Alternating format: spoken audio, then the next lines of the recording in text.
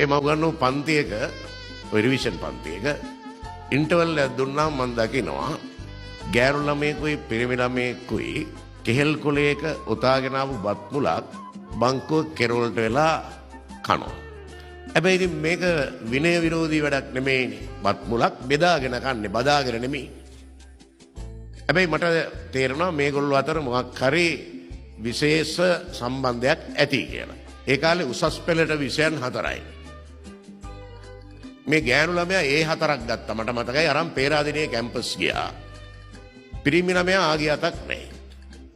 දවසක් මම හන්දියක ඉන්නකොට වෑන් එකක් නවත්තලා ටයි එකක් දාපු ඉලන්දාරියෙක් මයෙන් ඇවිල්ලා අහනවා සර්ට මාව අඳුරන්න පුළුවන්. බලපුවාම අර බත් මුලේ ඉතුරු භාගෙමි. කොල්ල සෙල්ස් රෙප් කෙනෙක්. මොනවද ටොපි జాතියක් වෑන් එක දාගෙන විකුණනවා. ඉතින් කතා කරගෙන ඉන්න ගමන් දැන් වැඩි හිටියෙක් නේ මං අහුවා ඔය තමුසේගේ අර බත් මුල් ප්‍රේමයක් තිබ්බා නේද කොහේ? කෙල්ල කැම්පස් ගියා නේද කියලා.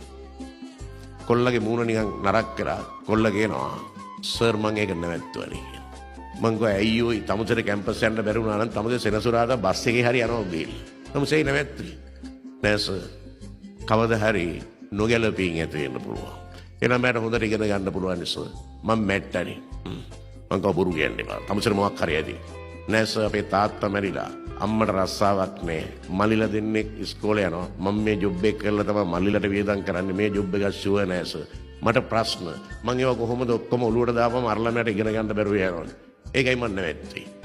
කොල්ල ඇත්ත කියන්නේ. අනික ඔය වයසේ කොල්ල ඔහොම හිතන්නේ. මං කොල්ල දිහා බලලා ගියා උඹ මහා බෝධිසත්ව වෙන්නේ කියලා මං ගියා. ආලවන්නේ යන තේරුම බෝසත්කම. එතකොට මං අර කොල්ලට කියලා ආවේ උඹ මහා බෝධිසත්වෙක් නේ කියලා. මට හිත එකපාරටම අතීතයට ගියා. මං කල්පනා කරා අර තරුණිය, ඒ කියන්නේ මගේ ශිෂ්‍යාව, පේරාදෙණිය විශ්වවිද්‍යාලේ නේවාසිකාගාරයක උඩුමහලක රාත්‍රියක කවුළුවක් ළඟට වෙලා මං අර 1990 විතර ඇවිදිනකොට දැකපු කැටයමට සිතුවමකට නගන්න බැරි ලස්සන දේවල් දකින්න ඇති. මේ තරුණයා ඇයව අමතක කරන්න අසීරු උත්සාහයක් ගන්නවා ඇති. මේක ලේසි පහසු වැඩක් නෙමෙයි. මේ තරුණයා කොයි විදිහට හිතනවා ඇද්ද? අංගේ ඔහුගේ සිතුවිලි වලට සමීපෙන්න ගත්ත උත්සාහය තමයි මම මුල් පේලි දෙක ලියන්නේ. හන්තානට පායන හඳ ලස්සනයිද කියන්න. මා නොදකින ඒ පුර හඳ ඔබට හැකිය දකින්න. ආසපායන හඳ විතරක් නෙමෙයි. මේ තරුණයා හිතනවා ඈ දකින්න කිසිදු ආලෝකයක් ජීවිතේ ඈ දකින්න වටිනා දේ ඔහුට දැක ගන්න ලැබෙන එකක් නෑ. මට නැතත් කමක් නෑ ඔබ දැක ගන්න. එතෙන්නේ තරුණයාට හිතන්න පුළුවන්. පේරාදෙණියට වහිනකොට හරි ලස්සනයි. අලගල්ලේ කන්ද බහිරව කන්ද හන්තානේ කන්දට උඩින් වැහි වලාකුළු පෙළ ගැහිලා වැස්ස කඩා වැටෙනකොට ආදරවන්තයෝ කුඩ යට තුරුළු වෙලා ඇවිදගෙන යනවා. එවැනි මොහොතක ඇය තවත් තනි කුඩේ යනවා ඇති ඔහු ගැන හිතමි. හැබැයි ඔහුට මෙහෙම හිතන්න පුළුවන්.